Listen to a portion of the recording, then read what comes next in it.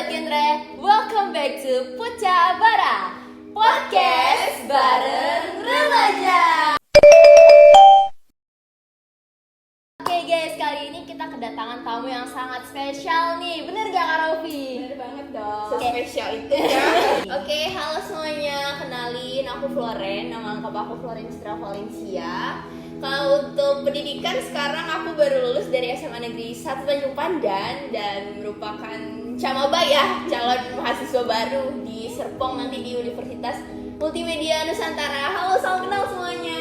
Halo semuanya, nama aku Kirana Syara Safira sebagai founder dari Poca Bara ini. Halo semuanya, perkenalkan saya Raufiah Mujahidah. Aku sekarang baru juga lulus dari SMA Muhammadiyah Tanjung Pandan dan calon mahasiswa baru UPI ya, Universitas Pendidikan Indonesia di Bandung. Congratulations. Kakak udah tahu nggak sih hari ini kita mau membahas apa? Apa tuh? Apa tuh? Boleh dikasih tahu aja langsung ya. Oke, kali ini kita bakal membahas tentang life skill. Kakak Floren nih, apa sih life skill itu? Langsung nyerang ke saya ya. Oke, Mungkin dari pengertian Kak Floren sendiri gitu ya. Pendapat Kakak sendiri. Kalau life skill itu kan memang sebuah kemampuan atau kapabilitas kita seorang manusia dalam menjalankan suatu hal atau pekerjaan tertentu. Nah, juga kalau di dalam life skill itu akan membahas dua jenis, mulai dari yang pertama itu ada hard skill, yang kedua itu ada soft skill, seperti itu. Jadi ini gimana nih? Mau langsung dijelasin hard skill atau soft skillnya gimana? Dulu aja gitu. Oke, karena life skill itu terbagi memang menjadi dua jenis gitu ya. Ada hard skill dan soft skillnya. Kita bakal bahas yang hard dulu. Nah, sebenarnya hard skill itu apa sih? Hard skill itu adalah sebuah kemampuan kapasitas seseorang. Itu biasanya itu dinilai dari kecerdasan intelijennya, dari intelligent question dia. Nah, jadi hard skill ini memang sesuatu yang bisa kita pelajari, sesuatu yang bisa kita dapatkan dari menempuh pendidikan atau menempuh kursus, keterampilan dan lain sebagainya. Nah, dan hard skill ini memang perlu perlu yang namanya dididik dan perlu banget kita untuk belajar tentang materi teorinya gitu. Jadi dia lebih bersifat untuk dapat dipelajari secara formal ya? Iya, bener. Kira-kira kalau misalnya contoh yang relate sama remaja itu apa contohnya? Ya, kayak sekarang nih kita lagi rekam-rekam, nanti bakal ada video editing, itu termasuk hard skill, nggak sih? Pengoperasian seperti kamera, lighting segala macam itu juga salah satu hard skill. Dan nggak usah jauh-jauh deh, kita naik motor ke sini, naik motor itu juga udah sebuah hard skill loh. Satu hal yang harus dipelajari ya nggak sih? Ada teori dan materinya yang nggak bisa langsung pegang motor langsung bisa. Iya, benar sekali. Nah, kalau ke soft skillnya ini mungkin kalau dibilang berbanding terbalik enggak juga sih ya, cuman memang dia terdapat perbedaan di mana karena soft skill ini memang sebuah kecerdasan emosional yang kalau misalnya di hard skill itu IQ, di soft skill itu kita bilangnya EQ gitu kan. Nah, memang di soft skill ini adalah lebih ke karakteristik bawaan atau sifat bawaan seseorang gitu loh. Jadi memang kadang bisa didapatkan secara instan, namun juga kadang memang perlu latihan yang cukup lama. Cuman untuk pendidikan formalnya itu kadang-kadang jarang ditemukan sih ya untuk soft skill ini. Nah, contoh-contoh soft skill apa-apa aja mungkin kita bisa lihat dari bagaimana seorang individu itu mampu lancar dalam bernegosiasi, kemampuan dia dalam berpresentasi, bagaimana dia berpikir kritis, bagaimana dia menganalisis atau mengambil keputusan, itu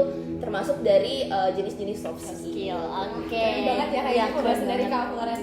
Cukup sangat-sangat jelas dan juga tadi relate banget sama kehidupan remaja. Iya, benar banget. Kita media sosial, Society 5.0, jadi bagaimana pengoperasian teknologi sekarang gitu ya. Iya, tapi di genre sendiri kita ada 10 kan ya. Pertama itu ada berpikir kreatif, berpikir kritis, memutuskan suatu keputusan, memecahkan sebuah masalah, empati, Kita mengenal diri sendiri, kemudian manajemen emosi dan juga stres, lalu ada lalu ada komunikasi efektif Kak. Itu kalau lumayan banyak.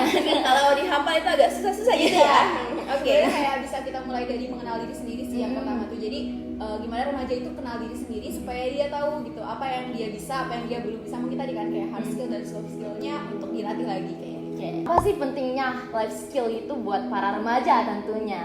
Ya, life skill itu penting dong. Kalau misalnya kita hidup sebagai manusia nih ya, kita nggak punya life skill, ya kita mungkin akan menghadapi berbagai kesulitan lah di dalam hidup kita pastinya, apalagi di era globalisasi ini kan, kayak dunia berkembang begitu pesat, saking pesatnya kayak kalau misalnya kita nggak punya life skill, kita nggak punya pegangan nih untuk kita hidup maju ke depannya kayak gitu. Jadi aku rasa memang kita sebagai remaja harus terus asah skill yang kita punya, belajar skill-skill baru sampai bener-bener kalau misalnya bisa dikuasai, siapa sih yang nggak mau bisa kuasain seluruh skill gitu nggak sih? Cuman kita manusia itu kan kadang ada lebih di sini, ada kurang di sini. Tapi nggak apa-apa, justru itu memang harus dijadikan semangat kita, motivasi kita buat terus belajar sehingga kita punya life skill yang nantinya akan membawa kita ke kesejahteraan hidup kita. Iya, betul banget. Jadi di dunia ini nggak ada yang sempurna ya. Iya, Jadi seperti yang Kak Flora yang bilang tadi, ada kelebihan dan juga kekurangan. Jadi kelebihan itu terus diasah dan untuk kekurangan itu dijadikan sebagai motivasi kita untuk semakin semangat dan bangkit untuk kemajuan. Bener gak?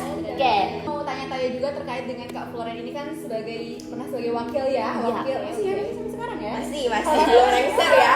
Masih belum lengser ya, jangan kayak gitu ya. OTW ya. OTW, aduh, masya Allah. Jadi mau dong gitu cerita-cerita tentang pengalaman Kak Floren ini dalam apa ya, proses untuk bisa mendapati life skill yang mungkin sekarang itu udah Kak Floren dapatkan. Gimana sih kiat kakak sampai bisa sesukses Iya. ini? Awalnya bagaimana sih gitu? Dari awal aku ikut ya, misalnya kayak ya aku kan juga sama kayak kalian juga gitu kan, kayak duta-duta genre, kita berusaha dari awalnya dari kecamatan, kabupaten ke provinsi, dan kalau misalnya memang ada rezeki di provinsi lanjut lagi ke nasional gitu kan. Dari dunia perdutaan ini sebenarnya aku nggak punya modal banyak sih, modalnya ya cukup percaya diri aja sebenarnya. Dan ini juga bisa jadi tips buat teman-teman sekalian, entah teman-teman di balik layar atau teman-teman yang ada di rumah, kalian harus tetap percaya diri apapun itu. Dan jika memang misalnya di dalam hati kalian punya keinginan, punya kemauan untuk misalnya kalian dihadapi sebuah lomba yang kayak misalnya aduh minggu depan ada seleksi bujang dayang nih, daftar nggak ya kira-kira, nggak sih ragu nih, tapi aku kan kurang tinggi, aku kurang cakep, muka aku masih jerawatan, iris aku masih kurang bagus dan lain sebagainya. Sebenarnya menurut aku hilangkan saja keraguan-keraguan itu, karena itu mungkin tidak berguna ya. Lebih baik waktu-waktu yang kalian punya dibanding kalian harus berpikiran negatif seperti itu, terlalu lama mengambil keputusan, mending kalian mencoba, kalian melatih apa yang menurut dirasa kalian kurang, sehingga nantinya walaupun kekurangan itu belum pudar sepenuhnya, di hari H kita bisa lebih baik lah dibandingkan kita harus hanya terus ragu sampai di hari H nanti zonk, kita nggak punya bekal apa-apa gitu kan. Kita berusaha dulu. Memang banyak ya Kak kasus kayak remaja itu sebenarnya dia punya potensi dan kemampuan, tapi dia masih ragu nih kalau misalkan ditunjuk gurunya nih, ya kamu ikut ini ya, aduh saya pikir-pikir dulu ya Bu, nanti dia sampai kepikiran lama banget sampai dia gak jadi deh ke lombanya. Itu kan sangat disayangkan banget Kak ya, terutama itu kan sebagai salah satu wadah untuk kita mengasah skill kita. Dan kita juga selain berfokus kepada pikiran kita kan untuk berpikir positif, kita percaya diri, kita juga waktu itu dipakai untuk grow up gitu. Jadi kayak ya kita terus aja bertumbuh, terus aja memperbaiki apa yang kurangnya kita, jangan sampai jadi terus overthinking atau insecure kayak gitu ya. Overthinking saingan kita, padahal saingan kita juga kadang-kadang overthinking sama kita. Kayaknya dia lebih bagus daripada kita gitu. Daripada kita mikir-mikir kejauhan kan, mending kita coba aja nih, misalnya kita memang masih kurang di bahasa Inggris, kita mulai coba nonton YouTube, belajar Inggris. Kita kurang, misalnya kita merasa kita masih belum bisa make up, atau misalnya kulit kita masih jerawat, mulai sekarang kita mulai rawat diri kita. Siapa tahu nanti di kemudian hari, apalagi di hari H kita bertanding, kita sudah lebih baik dari sebelumnya. Kalau kakak sendiri pernah nggak sih kayak ngerasa insecure sama saingan kakak di suatu lomba? Boleh nih spill, pernah nggak? Sebenarnya sangat insecure parah ya, apalagi waktu itu juga aku sekarang gitu loh, yang mengerti dunia fashion itu kayak benar-benar masih minim banget. Jadi kayak waktu aku pergi seleksi pun, di antara gempuran teman-teman yang udah cakep-cakep make up, pakai heels, pakai baju batik gaun segala macam, aku masih kayak pakai baju kemeja sama pakai rok. Ya udah rok kayak rok sekolah biasa aja yang warna hitam gitu. Berapa penting sih penampilan menurut kamu? Nah di situ aku masih kayak waduh. Nah sejak itu mikir tuh insecure banget. Waduh gimana ya caranya biar aku tuh nggak dibilangin kayak gitu lagi gitu loh. Nah cuman tergantung kita sih ya sebenarnya menanggapi insecure kita tuh seperti apa. Kalau misalnya kita insecure dan kita menyerah, itu adalah hal yang salah. Tapi kalau misalnya kita insecure, kita punya kemauan untuk berubah, itu merupakan sesuatu yang nantinya akan membawakan kamu ke pintu kesuksesan sih ya. Karena kemarin aku insecure, aku sampai bilang sama mama aku, mama pokoknya aku pengen bikin baju batik yang bagus, mama aku pengen beli make up, mama aku pengen belajar make up. Walaupun ya nggak instan sih, gak mungkin kamu dalam 1 minggu udah jago make up sih kalau ada mama aku. Tapi nggak apa-apa, coba aja dulu bener-bener kayak dengan totalitas kamu itu ya alhamdulillah bisa jadi kayak Alhamdulillah, keren banget ya kak. Sebenarnya tanpa disadari Kak Floren itu udah punya life skill ya. Salah satunya adalah memilih keputusan gitu. Jadi bagaimana saat ada masalah, ada cobaan di depan mata Kak Floren bisa memilih keputusan yang tepat gitu kan. Pada saat itu nggak terjerumus lah dengan perkara overthinking dan insecure tadi gitu. Keren banget sih. kita nggak boleh tenggelam dalam insekuritas. Dan sampai kalah sama pikiran sendiri. Bener ya? Mending kalah sama orang lain dibandingkan kalah sama pikiran sendiri ya nggak sih? Bener. Kadang memang lebih sulit melawan pemikiran sendiri dibandingkan melawan kemampuan orang lain. Cantumkan gitu ya. itu guys. Pokoknya gitu dah pokoknya guys. Saya ada nggak sih tipsnya? Oke, aku udah percaya diri nih Kak. Terus aku sekarang mau nambah life skill aku, misalnya aku pengen jago bahasa Inggris kayak gitu. Nah, kalau tips dari Kak Floren dalam kita apa ya memulai belajar hal baru tuh kira-kira gimana? Nah kalau tips dari aku pertama sih ya udah niat sih udah pasti ya. Kita harus punya niat yang kuat, kemauan yang kuat. Setelah itu mungkin kalian boleh cari mentor yang tepat sih. Kalian boleh cari entah itu guru kursus kah, entah itu teman kalian yang lebih jago kah, entah itu mama papa kalian kah yang memang sebenarnya udah handal, udah profesional di dalam bidang yang ingin kalian tekuni gitu loh. Soalnya kan kalau misalnya kita menemukan sebuah mentor yang cocok, ibarat kita kayak gaul yang mengatakan bahwa kita berguru sama yang suhu gitu, ngerti gak sih? Nah, jadi kayak ketika kita menemukan mentor yang tepat, kita akan lebih bisa mengembangkan potensi diri kita, dan mentor itu juga bisa lebih objektif gitu loh menilai potensi diri kita sebenarnya itu kurangnya di mana sih, karena itu memang sudah di bidang yang ditekuni dia. Setelah ketemu mentornya, nggak guna dong belajar teori-teori doang, materi-materi doang kalau kita nggak berlatih. Jadi memang harus berlatih secara rutin ya. Soalnya kan pengen bisa nih belajar bahasa Inggris, nggak bisa dong bahasa Inggris cuman kalian pelajari dalam 1 hari 2 hari kalian langsung jago. Kan harus kayak praktis berhari-hari, berkali-kali. Bahkan guru bahasa Inggris aja kadang-kadang dia masih sekolah lagi untuk belajar bahasa Inggrisnya, nggak sih? Apalagi buat kita yang memang benar-benar cuma belajar cetek-cetek doang. Jadi memang kita harus berlatih terus secara rutin, karena belajar itu nggak ada habisnya, nggak ada patokan umurnya. Itu emang bener, kayak akan terus ada jika kalian terus gali gitu loh. Sebenarnya kalau misalnya kalau aku pribadi, kalau misalnya aku tampil di atas panggung gitu, bukan berarti nggak gugup. Bahkan kemarin aku sempat webinar sama sama Sheikh, itu juga mau ngomong juga gugup. Cuman gimana caranya kita menetralisir gugup kita, mengurangi gugup kita sehingga itu tidak mengganggu apa yang ingin kita sampaikan ke orang lain kayak gitu.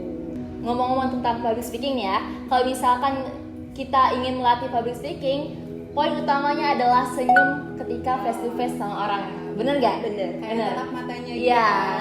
Soalnya itu akan secara nggak langsung ya, itu akan apa ya, lebih meningkatkan kepercayaan diri kita. Kayak ini aku ngomong sama kamu, tolong didengerin ya gitu. Terus orang jadi kayak kalau misalnya kita senyum ke mereka gitu, orang tuh jadi kayak lebih welcome Ya, gitu. Kayak oh bener. iya daripada kita harus kayak orang jadi kayak wah ini anak nggak bisa nih kayaknya. Jadi kayak stigma seperti itu nanti akan berkutat di kepala kita yang bikin kita overthinking, dan akhirnya sebenarnya mengsugesti alam bawah sadar kita yang seharusnya kita bisa, kita jadi nggak bisa. Kayak gitu. Karena terkadang emang body language itu memberikan pandangan yang pada orang. Tadi kan ngebahas tentang pengalaman juga ya, bahwa saat kita udah terjun ke dunia yang benar-benar depan umum nih gitu kan, terus kita tiba-tiba berhenti lah ngomongnya atau gugup segala macam, itu memang alami kan, kegagalan atau kayak kesusahan yang kita hadapi itu alami kita hadapi, dan itu jadi pelajaran sih buat kita ke depannya. Karena kalau Rofi lihat dari orang-orang yang berpengalaman, mereka itu memang semakin baik public speaking itu karena semakin banyak pengalaman yang mereka hadapi kayak gitu. Jadi kalau sekali 2 kali ya mungkin wajar teman-teman buat belajar gitu, tapi untuk selanjutnya teman-teman belajar dari kekalahan itu kayak gitu. Emang ada manusia yang nggak pernah gagal? Ada kali, semua orang juga pernah gagal kali. Semuanya belajar dari kesalahan. Jadi jangan takut gagal sih. Jadi itu bagian dari proses kalian untuk bertumbuh kan. Bukan gagal, itu berproses. Proses. Ada istilah selamat berproses, itu signature saya. Signature ya. Iya. Gak boleh diambil kalau ada signature, nanti kita nggak boleh ngomongin gitu lagi. Biar teman-teman pada semangat juga untuk berproses sama-sama. Tadi sempat mendengar Kak Floren mensinggung tentang manajemen waktu. Boleh dong kasih tips kepada teman-teman, soalnya kan umumnya remaja sangat sulit ya untuk manajemen waktu. Manajemen waktu ya sebenarnya kadang aku juga waktu aku masih sering berantakan sih ya. Cuman kalau yang membantu untuk aku adalah pertama bikin notes atau reminder gitu. Misalnya kalian bikin reminder di handphone kalian ada apa aja, itu bakal bikin kalian lebih mudah ingat gitu loh. Apalagi kalau misalnya untuk anak-anak zaman sekarang kan suka pikun, termasuk aku. Jadi dikit-dikit lupa. Jadi kalau misalnya dapat informasi apa, misalnya hari Rabu nanti atau hari Kamis nanti aku ada ulangan, udah tuh aku bikin notes misalnya di handphone, terus ditaruh di wallpaper atau di widgets apa gitu. Itu sangat membantu sih. Terus kalau misalnya kita punya PR, kadang misalnya di sekolah nih nggak selesai, kan sering banget tuh ya guru-guru bilang kayak udah bawa balik ke rumah aja, nanti minggu depan dikumpul ya. Nah tapi kadang kita tuh suka lupa gitu kan. Nah kadang kalau aku jangan menunda sesuatu sih. Kalau misalnya kita udah kerjain terus memang belum selesai dan misalnya masih ada waktu, biasanya kan kalau di sekolah kan ada yang namanya jam kos ya. Iya. Atau jeda antara misalnya salah satu guru keluar terus guru yang masuk. Nah di jeda-jeda itu kalian boleh kerjain dong. Nah itu sih jangan menunda-nunda pekerjaan, apalagi kalau misalnya pekerjaan rumah. Kalau misalnya kita udah kepikiran sekarang, mending kita lakuin sekarang sebelum kita lupa. Kita harus kenal sama diri kita kan. Kalau misalnya kita udah kenal nih sama diri kita, aku tuh dikit-dikit gampang lupa loh, aku dikit gini. Kita harus cari solusi nih biar kita bisa mengupayakan supaya hal itu tuh nggak terjadi gitu. Misalnya kayak gak usah menunda-nunda ataupun bikin reminder. Terus juga apalagi ya, manajemen waktu, Weekly planner. iya benar banget itu sebuah reminder juga ya, kayak sebuah note text gitu. Soalnya kan di toko-toko online udah banyak ya kayak monthly planner, daily planner gitu. Jadi itu emang udah disediakan template-nya. Jadi kita tinggal ngisi tuh hari ini mau ngapain. Kalau udah tinggal centang itu. Kalau misalkan udah centang semuanya itu rasanya puas banget ya sih, satisfying gitu. Jadi kewajiban juga kita minimal ya pasti ya dalam satu hari juga kadang-kadang kita ada ya yang tertunda atau kayak harus kita ganti gitu. Tapi itu jadi proses kita untuk oke, mungkin aku jadwalnya terlalu padat kah, atau kayak aku jadi belajar kok oke selanjutnya aku akan perbaiki lagi. Jadi tertarik sama satu sih, mau nanya ke Kak Floren tuh, kita kan bahas tentang planner juga gitu. Kak Floren ada nggak sih kayak pernah bikin misalnya rancangan 5 tahun ke depan atau bahkan 10 tahun ke depan, kayak benar-benar yang